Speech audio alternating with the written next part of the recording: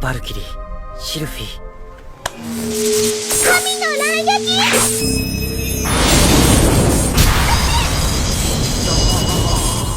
Welcome to the world of a nobody's way up to an exploration hero. Alright, so meet Kaito Takagi, a total nobody in the adventurer world who's been stuck doing the same exact thing for 2 years straight, spraying slimes like he's working pest control. Seriously, the guy's dungeon career has been 99.9% slime slaying with a can of bug spray. And get this, he's already taken down 999 of them. Even though he's ranked lower than a tutorial NPC, Kaito keeps pushing forward with big dreams and a goofy amount of optimism.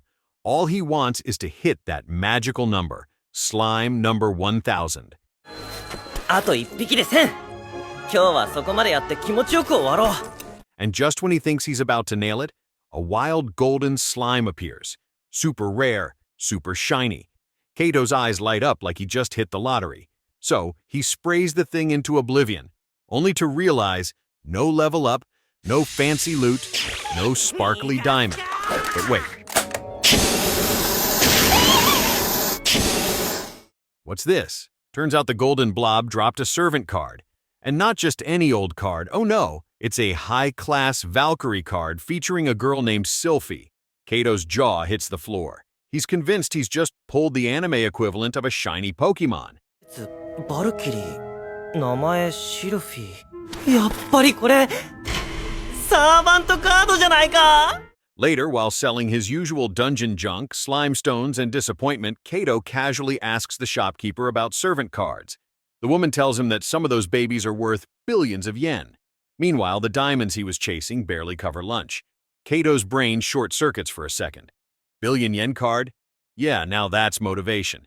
But the dungeon has TSA-level security. You can't just sneak rare stuff out in your sock. Everything gets scanned before you leave, so walking out with a card like Sylphie's? Not happening without raising red flags. On his way home, Kaito makes a pit stop in front of a neighbor's place. It's a girl's house. The girl's name is Haruka Katsuragi. Anyway, Kaito's buddies Shinji and Hayato think he's nuts for still grinding slimes. They bailed on dungeon life after getting stomped by goblins on floor 2. Meanwhile, Kaito's still out here treating slime slaying like a full-time job. As for Haruka, she's not a fan of the whole dungeon lifestyle. She's already told Kaito to quit it and live a normal life. But let's be honest, normal life doesn't come with billion yen cards and golden goo monsters. So that night, Kaito's just lying in bed, totally overthinking. He's torn. Should he sell the servant card and cash out like a champ? Or should he actually use it and try to level up his lame adventurer life? On one hand, he could finally afford some decent gear, or, heck, even a house. On the other hand, he might actually become someone cooler than that dude who fights slimes with bug spray. Next day after school, Kaito sneaks back into the dungeon like he's trying to dodge school security or something. He's got one mission: summon the card without the dungeon staff freaking out. So he pulls out the card and activates it.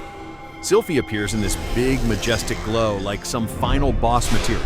But when the sparkles fade, surprise, she's tiny. Kaito's face drops. 誰?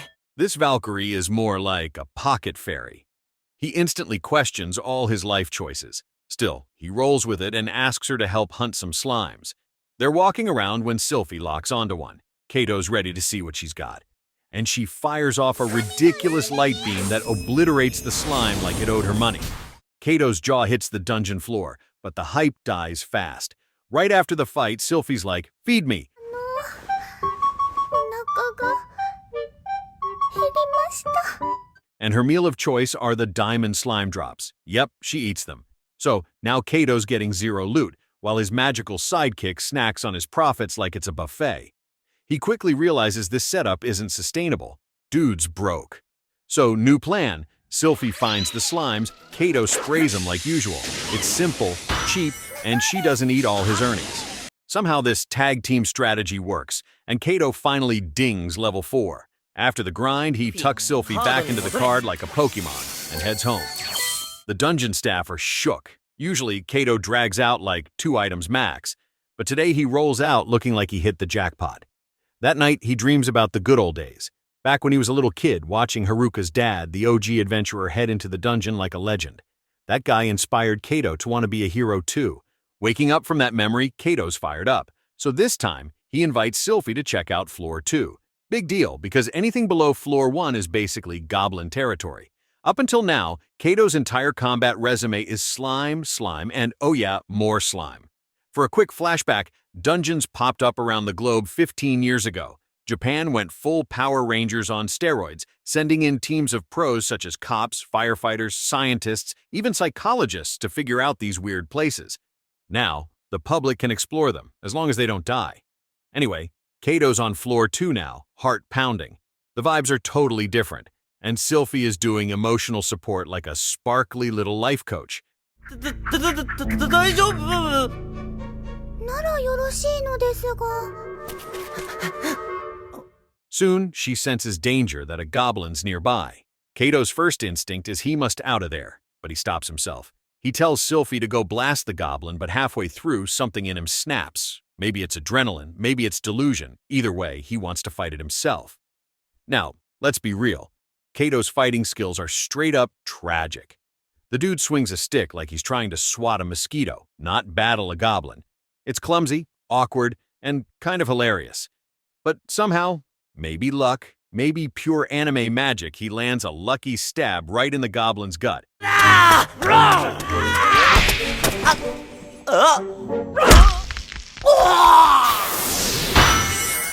And just like that, he levels up and unlocks a flashy new ability, Goblin Slayer. Sounds cool, even if he's still flailing like a confused toddler with a foam sword. Feeling hyped, Kaito and Sylphie start going goblin hunting like it's their after-school job. But the next day, reality hits hard. Kaito wakes up and his whole body feels like it got hit by a truck. He's so sore he can barely walk straight for 2 days. Naturally, Haruka starts side-eyeing him, suspecting he's sneaking off to the dungeon again. And she's not wrong. Back in class, Kaito proudly brags to Shinji and Hayato about slaying his first goblin. After 2 whole years of just slimy bug spray fights, his friends are low-key impressed. Now completely hooked on that goblin hunter life, Kaito's in the dungeon every single day after school. He's basically living off dungeon adrenaline and cafeteria noodles. Of course, this means he's falling asleep in class like it's his part-time gig. Eventually, he hits level 10 and gets to buy his first real weapon. ついに俺もレベル10に。さすがです。 Then one day, during a routine run, he stumbles upon a glowing skeleton. Not your average bony boy, this one's tough. But with Sylphie's help, they take it down. The drop is a red diamond. Kaito's brain instantly screams, "Rare loot!" But before he can even think about saving it, Sylphie's already munching it like it's a spicy Cheeto. Later, he finds out that the red diamond was worth 2 million yen. 本当に赤みがかった魔角だったとすれば、買取値は200万円以上になります。 And Sylphie basically used it as a snack. Kaito is shook. That's like eating a down payment on a car. Still haunted by the ghost of his lost paycheck, Kaito starts thinking about pushing deeper into the dungeon, maybe even check out the 3rd floor. But those monsters roll in groups, and Kaito knows he's not built for that kind of smoke yet. So instead, he decides to train more, and this time, without Sylphie babysitting him. Gotta level up the old-fashioned way. But, of course, the universe says, nice try. The next goblin he fights turns out to be a gym rat. It beats Kaito up so bad he's forced to blow his savings on an overpriced healing potion. Even after getting bodied, Kaito refuses to quit. He goes back to grinding slimes again, partly to restock diamonds, but mostly to prep Sylphie for their eventual 3rd floor adventure. So, one day while prepping for another dungeon run, Kaito runs into this shiny silver slime. Nothing crazy, right? Sylphie zaps it into slime pudding in 2 seconds flat. But inside is another servant card. And this one's not labeled goddess like Sylphie. Nope, it says demon. Kaito pauses, like hard pause. A demon? Sounds kinda sketchy, but curiosity wins, and he decides, why not? He summons her, and yep, same flashy entrance as Sylphie. 召喚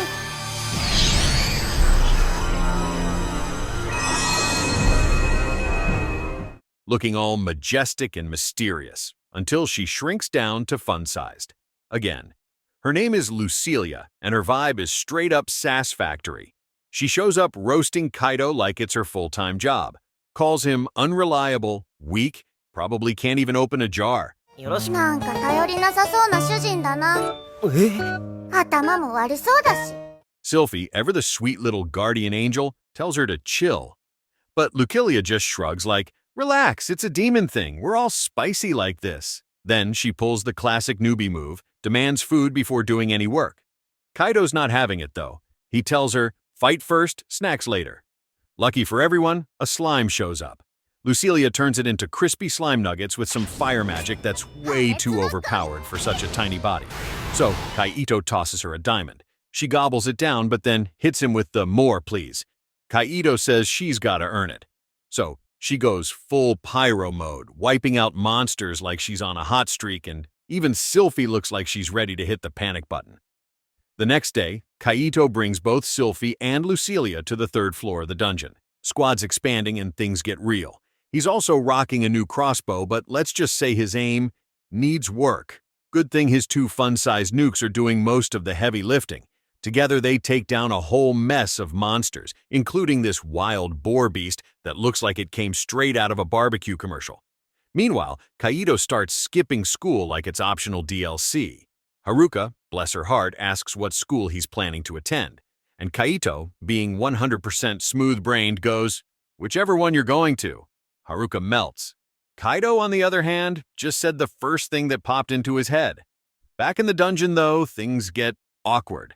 Sylphie starts acting weird. Kaito suspects she might be jealous of Lucilia, but she insists she's just scared of her. Spoiler alert, she's lying. Eventually, after a bit of, come on, just tell me already, Sylphie spills the tea. She's not scared, she's just sad Kaito's been giving all the attention to Lucilia. Like, all of it. ルセリアだけじゃなく、私とももっとお話ししてほしいです。これはあれか? Kaito's confused, says he treats them both the same, but Sylphie's like, then why are you always talking to her? Boom, jealousy confirmed. So from then on, Kaito makes sure to hype up Sylphie after every fight and splits the diamonds nice and fair. But Lucilia gets salty too. Now she's jealous because Sylphie's getting all the praise. So Kaito becomes a full-time compliment machine. Great job, Sylphie. Amazing work, Lucilia. Every 5 seconds, he's basically handing out verbal participation trophies just to keep the peace. So, after Sylphie leveled up, her appetite went full black hole. Girl was scarfing down diamonds like they were cookies, and Lucilia is not exactly low maintenance either. Kaito was officially broke. How was he supposed to make money when his tiny squad kept eating the loot like it was snack time 24/7? Trying not to have a meltdown, Kaito hit the dungeon again the next day, back to square one, literally, floor 1, armed with his trusty bug spray. His plan is to farm slimes, stack diamonds, and hopefully unlock the magical golden ticket to the 4th floor. And he stumbles upon a metallic blue slime. Fancy, Sylphie and Lucilia tag team it like champs, blasting it into goo. Kaito's hyped, thinking, ooh, maybe another servant card. Nope. The slime drops a shiny magic orb instead. Turns out this thing gives magical powers and is apparently worth a decent chunk of change. Kaito, being Kaito, goes full main character and decides to use it instead of sell it. He's thinking, time to throw some magic like a pro. But when he tries it, yeah, let's just say the goblin he hit barely noticed. Not even a scratch. よし! え? 全然ダメージがない。 The only thing hurt was Kaito's pride. So he goes into training montage mode, tossing water balls like he's at a pool party. He even tries shaping them and nothing works.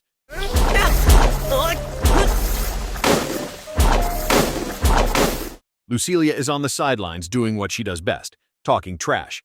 Kaito eventually gives up and rage quits for the day. On his way out, he bumps into this squad of 3 girls at the gate who look like they belong in an elite all-female RPG guild. Definitely not noobs.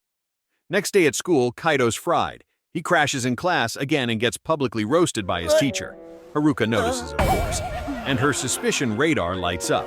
She's pretty sure he's been sneaking off to the dungeon again, but Kaito weasels out of it with some smoothish lies.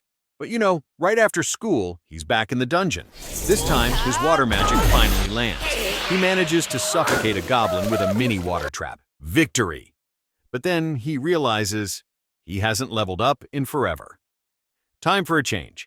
Kaito decides it's go big or go home and makes the move to floor 4. But first, he drops a cool 500,000 yen on a sleek carbon fiber outfit.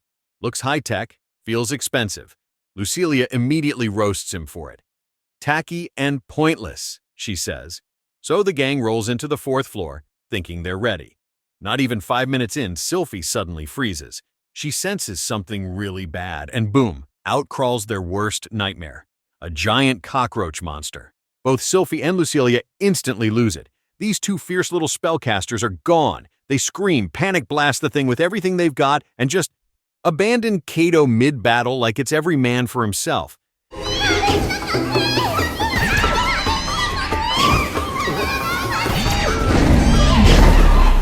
The dude's just standing there, confused and alone, while his ride-or-die crew dips out faster than you can say bug spray.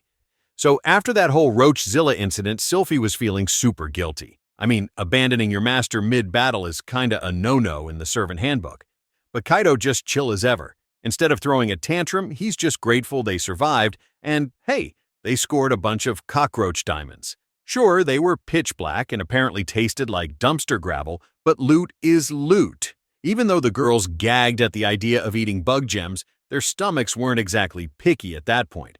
Just when they were about to peace out, Sylphie got this weird vibe from one of the cave walls. Kaito naturally had to investigate. They smashed through it and secret tunnel unlocked. And Lucilia goes full chaos mode and steps on the one trap in sight. Kaito gets zapped like a bug in a neon light. おいまたか今度は避けてみせる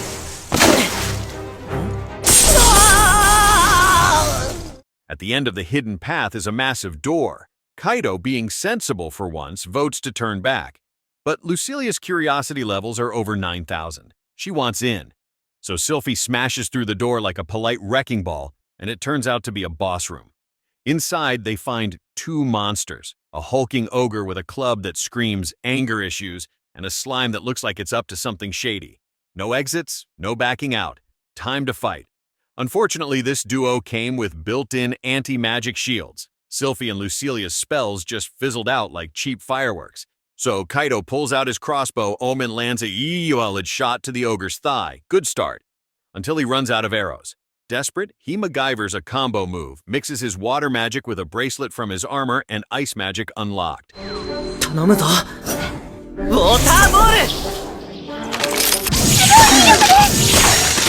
あと3発で He freezes the ogre's face like a popsicle punch to the jaw. Then it's the slime's turn. Still immune to magic, still annoying. Kaito tells Sylphie to go all in. She blasts it with everything she's got, like huge explosion, dramatic energy, epic soundtrack playing in your head, and the slime just wiggles like cool story, bro. Kaito's out of MP, running on empty, but then he remembers his trusty old slime spray. Yep, the same bug spray he used on day 1. He whips it out, sprays the slime like he's doing pest control, and poof, boss slime deleted. Victory at last, though Kaito's looking like he got tossed in a dryer full of rocks. Thankfully, he'd stocked a healing potion and chugs it like an energy drink. Both Lucilia and Kaito level up. Kaito even scores a rare red diamond from the ogre and a shiny magic sword from the slime. But Lucilia, ever the critic, says the sword looks more like a steak knife. Honestly, she's not wrong. After wiping out the ogre and slime bosses, Kaito strolls over to the dungeon shop to cash in his loot. The dungeon officer looks at his haul like, "Excuse me, where did you even find this stuff?" So Kaito gives her the play-by-play, and she's like, "Whoa, this red diamond. Yeah, you could probably buy a whole house with this." Kaito's eyes probably turned into dollar signs right then and there. Before he leaves, she casually says that there's a big event next week on the 7th floor. Explorers will have to form parties to take part. Yup, no solo hero mode this time. Back at school, Kaito tells Shinji and Hayato the big news. They're hyped to see him finally acting like a main character instead of just the bug spray guy. Haruka, of course, picks up on Kaito's glow-up and starts getting suspicious again.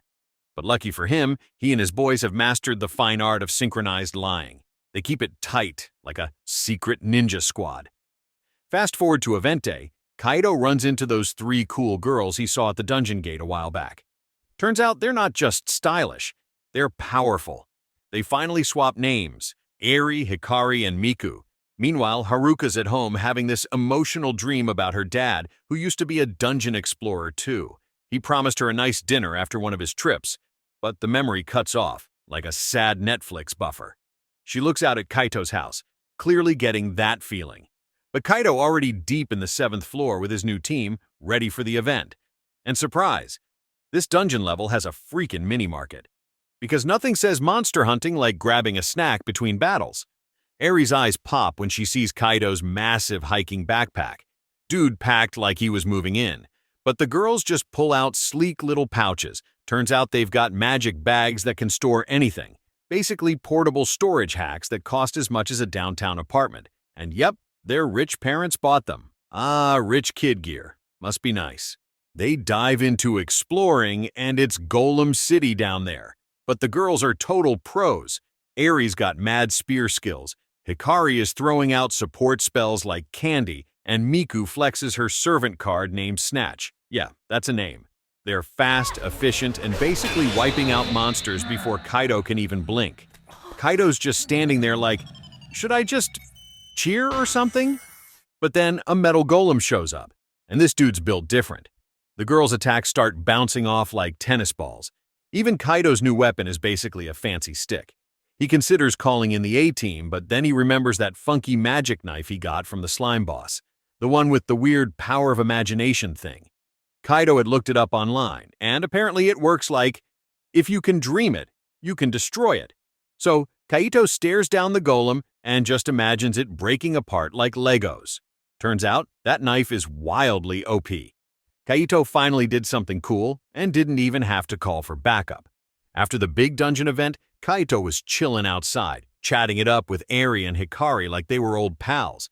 Eri was feeling the vibes and straight up asked if he wanted to party up again. Their next goal is floor 11. But Kaito had a slight problem. Well, actually two. Their names were Sylphie and Lucilia, aka his sparkly, tiny, high-maintenance servant squad. See, here's the loophole. Dungeon security cams can't pick up servants. That's why nobody ever questioned why Kaito was rolling solo with god-tier backup. Smooth, right? So he told Eri he needed some time to think it over. He heads back into the dungeon to talk things out with Sylphie and Lucilia, but before he can even open his mouth, yep, the air's already icy. These two are mad. Like, you hung out with other kids at lunch, mad. Turns out, they weren't thrilled about being left out of the action, while Kaito was out playing hero with Team Girl Squad. And when he very gently brought up the idea of joining another party, yeah, that didn't go over well. Both of them instantly shut it down. No surprise there, these two have PhDs in jealousy. Next morning, Kaito walks to school with Haruka like everything's normal. Out of nowhere, she asks him to go shopping with her. Kaito, being clueless as ever, thinks it's just a casual hangout. But his besties, Shinji and Hayato, already clowning on him like, bro, that's a date. Kaito basically turns into a statue. Come Saturday, the date time. And yeah, it's actually a date. Just the two of them. They go shopping, hang out, and even ride a boat like they're filming a rom-com montage. Kaito starts seeing Haruka in a new light, like, wait, she's actually gorgeous? Meanwhile, Haruka's checking out Kaito and realizing he's gotten kinda ripped. 少したくましくなったみたい。そう？ダンスの練習。 No shocker there since he's been dungeon diving daily. But just when things start feeling warm and fuzzy, Haruka asks to make one last stop. She takes him to the building, the one with the dungeon entrance. Turns out her dad went in there on a mission years ago and never came back. No one's sure if he's still inside or just gone for good. That's when it finally clicks for Kaito. Haruka's not anti-dungeon just to be bossy, she's worried. She doesn't want to lose someone else. But Kaito doesn't back down. If anything, he gets more fired up. He doesn't just want to be another explorer, he wants to be a hero, like Haruka's dad, someone who doesn't disappear, but someone who comes back. So the next day, Kaito's back in the dungeon pulling some anime upgrade nonsense. He's unlocked a new move. Now he can infuse his sword with water magic, which basically means golems are toast. 名付けて魔表剣。すごいです、ご主人様。 Sylphie's watching like a proud stage mom at a talent show. She's loving it. But then Lucilia finds out that Kaito had once teamed up with 3 girls, like actual party members. Sylphie is crushed while Lucilia ready to throw hands. Still, Sylphie keeps it classy and says she'll support Kaito no matter what. Lucilia, probably grinding her tiny demon teeth, begrudgingly agrees. So that night, Kaito texts Airi like, "Yo, I'm in." Next day, the dream team, Kaito, Eri, Hikari, and Miku head into the dungeon, aiming for floor 8. Kaito rolls in looking like a clueless tourist, bringing a giant pool floaty because someone told him there'd be water monsters. A poison creature popped out and popped it. Things go downhill fast. They're running into weird, tough monsters. Kaito runs out of juice and passes out mid-battle like someone rage-quit reality. And just when he wakes up, a massive dino beast stomps in like it owns the place. Everyone throws down, Ari slicing, Miku summoning, Hikari supporting, but the thing's built like a tank. Even Eri, their MVP, gets wrecked. Kaito, panicking and out of options, finally calls in the heavy hitters, which are Sylphie and Lucilia. Cue Sparkles and Destruction. The two tiny queens show up, flex their powers, and Dino Boss is instantly vaporized. Just like that, Kaito's nervous. He thinks his new party's going to be salty about his secret overpowered backup squad. But surprise, Miku and Hikari fangirl over the girls instantly. They all hit it off, and next thing you know, they're having a casual bath session together in the dungeon, because apparently monster blood and hot springs go hand in hand now. Even Eri melts when she sees how cute Sylphie and Lucilia are. She ends up hugging them like plushies. After dungeon time, Airi invites Kaito to visit her university for an open campus event. Kaito thinks about inviting Shinji and Hayato, but they're like, "Dude, take Haruka, duh." So Kaito gathers every ounce of courage in his soul and asks Haruka. She says yes. Turns out Shinji and Hayato weren't planning to go anyway. They had zero interest in college tours, but 100% interest in gossiping about Kaito's love life. While Haruka and Kaito are strolling the campus, guess who shows up? Yup, Shinji and Hayato, crashing the date like it's their job. Then Eri appears, and the boys immediately go full flirt mode. They're shocked that Kaito somehow knows a pretty college girl, and Eri, being a good sport, offers them a personal campus tour. But before they walk off, they ask how Kaito knows her. And this genius goes, "Oh yeah, we met in the dungeon." Record scratch. Haruka's smile freezes. Later, the group runs into Hikari and Miku, who cheerfully spill the tea. They're all in a dungeon party with Kaito. Now Haruka's looking around like, why is my crush surrounded by magical anime girls? She keeps her smile on, but you can feel the passive-aggressive energy bubbling beneath the surface. Thankfully, Airi jumps in to save the day and offers to take everyone out to eat. Good food heals all wounds, probably. So after stuffing their faces, Airi decides round 2 of the campus tour is a must. This time they're checking out the student facilities. But as they're heading down to the sports field, Hikari slips on the stairs like it's a slow-motion romance scene from a drama. Luckily, Kaito's got those anime reflexes and catches her just in time.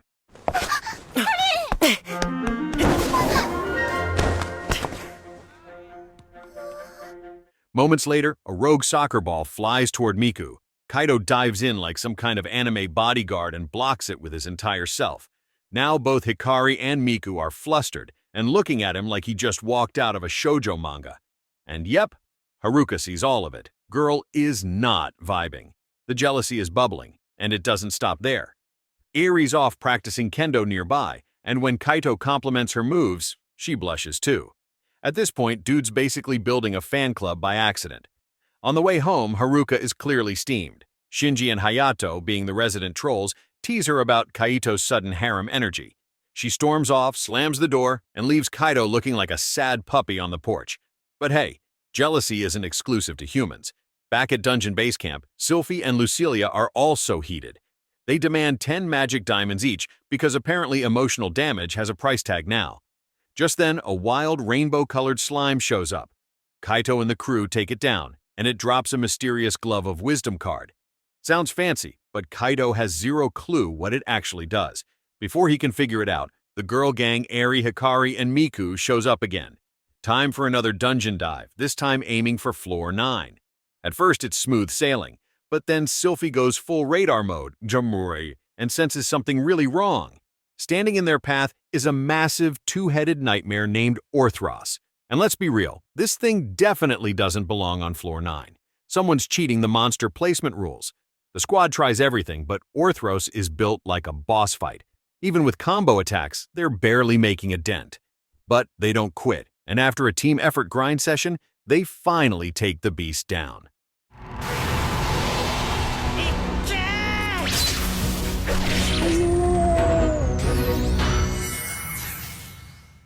Just when they're catching their breath, a demon with goat horns crashes the party. Turns out, he's been puppeteering Orthros the whole time. Everyone's confused. Why is a demon showing up this early in the dungeon? No time for questions. He launches an all-out assault, and it's brutal. Kaito manages to break the demon's weapon mid-fight, and while the girls are keeping the demon distracted, Kaito sneaks in with a solid stab from behind. Victory? Not quite. The demon regenerates like a cheat code, and now he's mad. He slams the party with a vicious counterattack, and poor Kaito gets punched so hard it hurts through the screen.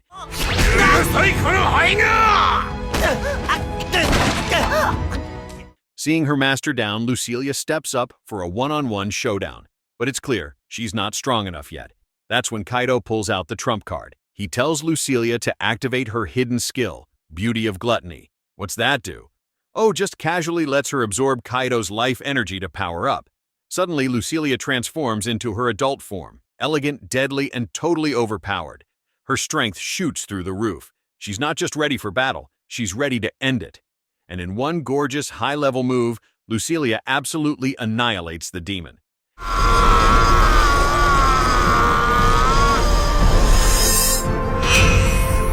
After frying the demon and clapping Orthros back to whatever dungeon zoo it came from, Kaito and the gang decided they were done for the day. Time to check the loot, of course. Orthros dropped a massive magic diamond, bling so big you could use it as a paperweight for a boulder. And the demon left behind a servant card. Jackpot! Sylphie and Lucilia were like, sell it, duh, we could buy a beach house. But Kaito, nah. For whatever reason, maybe brain lag, he decided to use it instead. So the demon gets summoned, and it's not some towering menace. It's Berulia, a tiny, kid-looking demon who basically floats in radiating pure disappointment vibes. Kaito instantly regrets everything. When Berulia finds out he almost sold him, he bursts into tears and starts begging to stay.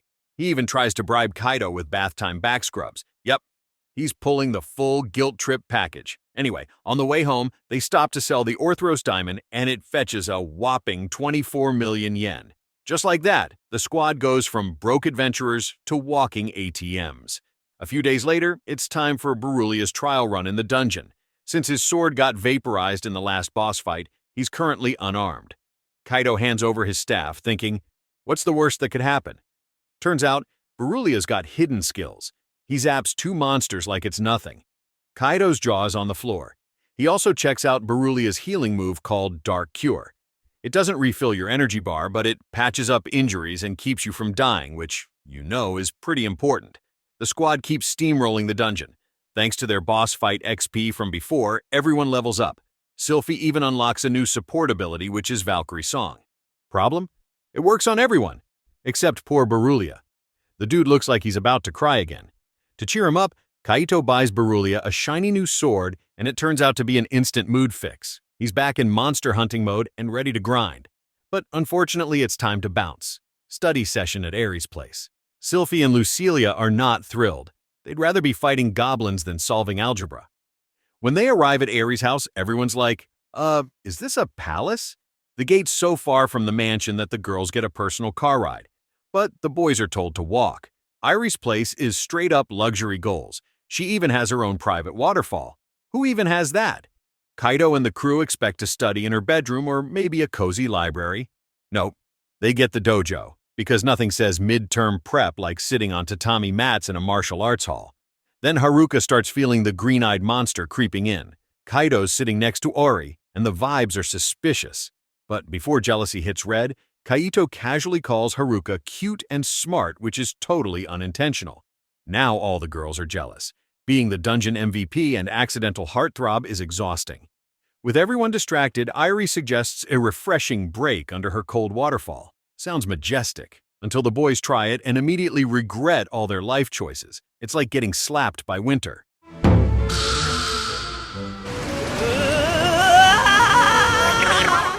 So the next day, with Sylphie's Valkyrie Song cranked up like a battle playlist, fighting monsters basically turned into a walk in the park. Buffed to the max, the squad breezed their way straight to floor 10. That's when Hikari, bless her overachiever energy, dashed ahead of the group like she was trying to win a race no one else was in, but out of nowhere she collapsed, coughing up blood. Miku rushed over, freaking out like anyone would. Turns out Hikari had already been feeling sick days earlier, but kept brushing it off with the classic "I'm fine" move.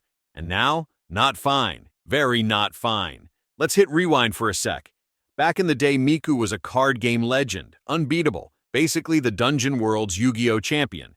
But after winning every match ever, she kinda lost interest. Then along came Hikari, her biggest fan, who had secretly learned the game just by watching her.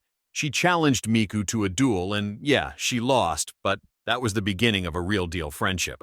Later, Miku found out Hikari had been dealing with a serious illness. We're talking ICU-level serious. But she never let it show. She just wanted to be strong enough to walk beside her friend. Now, back to the present. Hikari ends up hospitalized. Kaito, Airi, and Miku go visit her, doing their best not to cry on the spot. Not long after, Hikari's parents show up. But instead of guilt-tripping anyone, Hikari tells them she's actually been the happiest she's ever been, thanks to her new friends. Miku, overwhelmed by all the feels, dips out and hides in the hospital garden. That's when Hikari's dad shows up and hits her with the heavy truth. Hikari's got a rare disease that's slowly shutting down her organs. There's no cure, and she only has a few months left. Miku finally opens up. She and Hikari had been exploring dungeons to search for the elixir, a legendary item rumored to heal any illness. She promised to help Hikari find it. Now, she's carrying this mountain of guilt, thinking she pushed her too far. But Hikari's dad is totally calm, no anger, just gratitude that his daughter had someone who cared about her that much. Right then and there, Kaito and Airi step up. They're not letting Miku carry this alone. New mission unlocked. Find the elixir. Not for glory, not for XP, but to save their friend.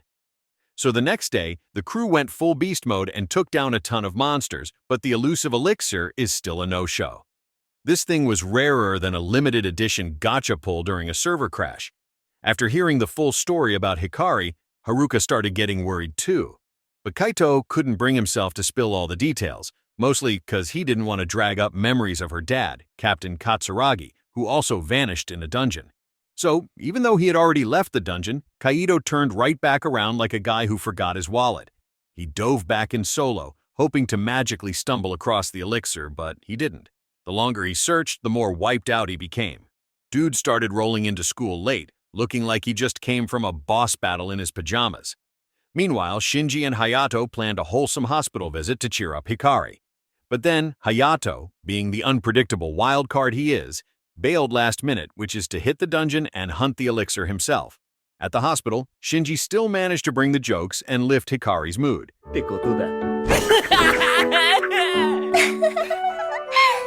ミクちゃんに But then Hikari dropped a surprise topic about Haruka and Captain Katsuragi. She saw them in a magazine and noticed they had the same last name. Then Hayato, king of unintentional spoilers, accidentally confirmed their father and daughter. Turns out Hikari had read a book on dungeon history. Captain Katsuragi was the OG commander of the 1st Special Expedition Team. But he disappeared on floor 41. Yeah, floor 41. No wonder Haruka keeps things bottled up. Hikari then made a heartfelt promise. If she ever gets better, she's gonna find Captain Katsuragi for Haruka, so she can finally smile again. Meanwhile, Kaito and the rest of the gang are still grinding in the dungeon like it's their part-time job. They even go up against a huge lion-beast hybrid thing. Epic fight, flawless teamwork. And what's the reward? Another magic diamond. Great, just what they don't need. Kaito becomes obsessed. He thinks about the elixir non-stop. Sleeps in class, zoning out like he's watching cutscenes in his head. Everyone's worried. Shinji, Hayato, Haruka, even his little servant crew. Sylphie starts giving him that mom look. Lucilia and Berulia are seconds away from staging a full-blown intervention. But Kaito's stubborn.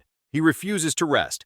Instead, he drags himself back into the dungeon, now in the middle of an icy wasteland, just him and his loyal squad. Then they're ambushed by a whole pack of wild boars. Not cute ones. These were giant, tusk-swinging rage machines. There were way too many to fight, so the team tried to run for it. No luck. The exit was blocked. They had to fight. They gave it everything they had, but it wasn't enough.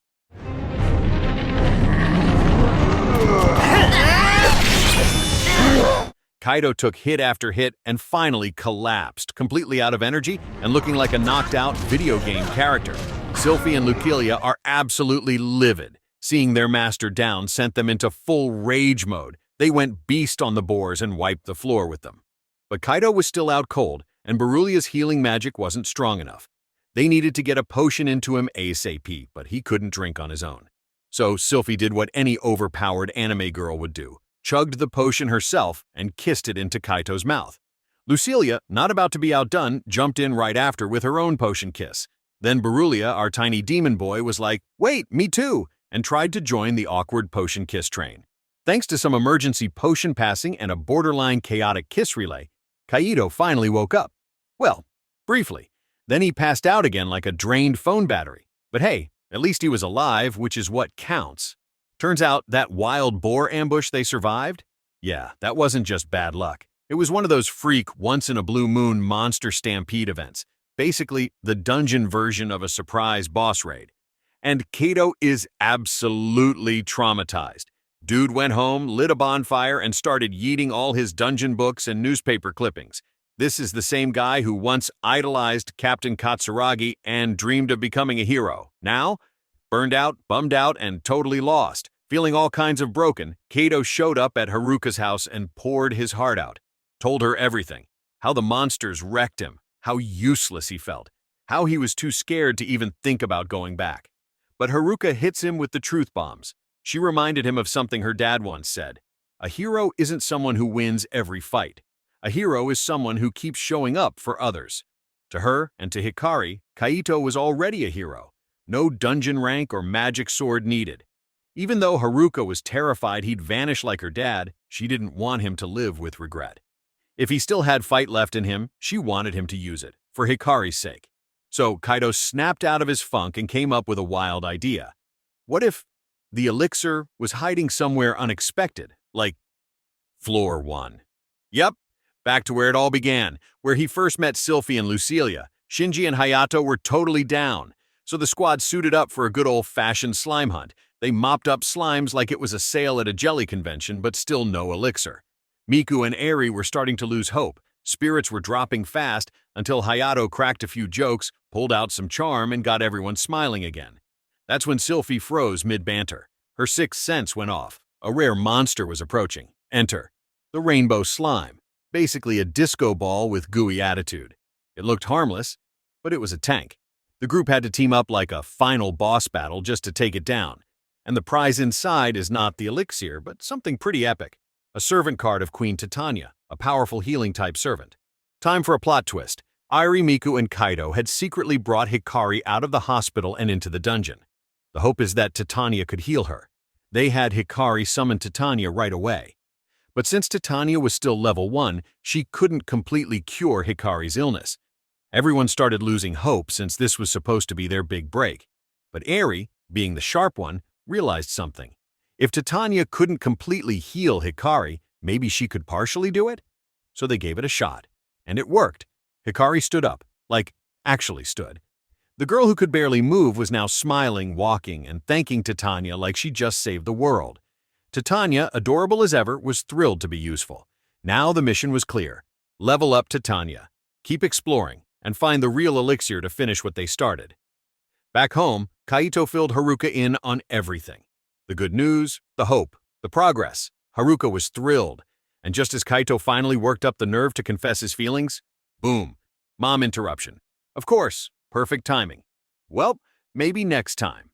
For now, the dungeon squad's back in business. Hunting monsters, leveling up, chasing miracles, and slowly becoming the kind of heroes they never thought they could be. So, the moral of the story is, even if you start off as a total nobody with bug spray and bad luck, sticking with your squad, showing heart, and never giving up. That's what makes you a real hero.